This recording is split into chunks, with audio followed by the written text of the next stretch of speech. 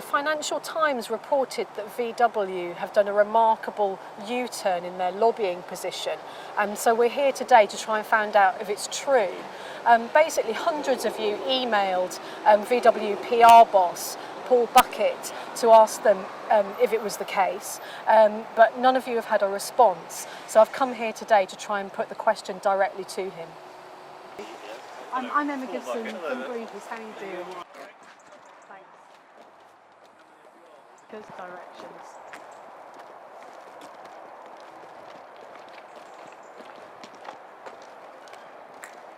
So basically what it said in the article was that VW are now prepared to meet EU targets for making cars greener. And so basically hundreds of our supporters emailed you to ask whether it was the case, and they haven't received a response yet. So what we said was that if they didn't receive a response, we'd come and ask in person whether it was true. So I'm basically here to ask you the question, whether is VW now going to support an EU law of 95 grams by 2020? My understanding is that Professor Leopold was talking about the technical capabilities of the company. Right. We are doing everything we can to lower the CO2 figures on our vehicles.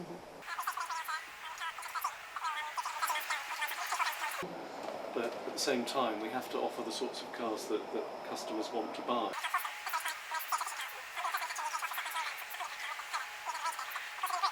We appeal to virtually every type of customer with our models.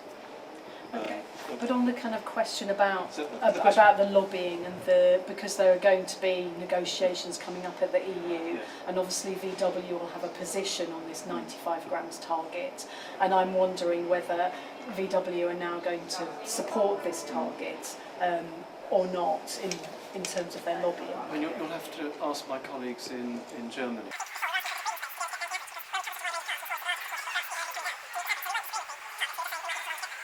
Professor Leopold was probably saying that yes, we can build virtually whatever is required, but there is a cost attached to achieving these extremely challenging figures as an average. Well, listen, that's been kind of quite clear that you can't really answer my question today. Sorry about that. Okay, listen, thank you very much for your time. No, pleasure. Thanks for coming out. I'm sorry if you've been sounding outside. But somebody else. So that was a bit disappointing. We put your question to PR boss Paul Bucket, and basically he said he couldn't answer the question and we'd have to go to Germany and ask their bosses in Germany, it was a bit evasive. So if you ever wanted proof that VW can't answer a straight question, then there it is.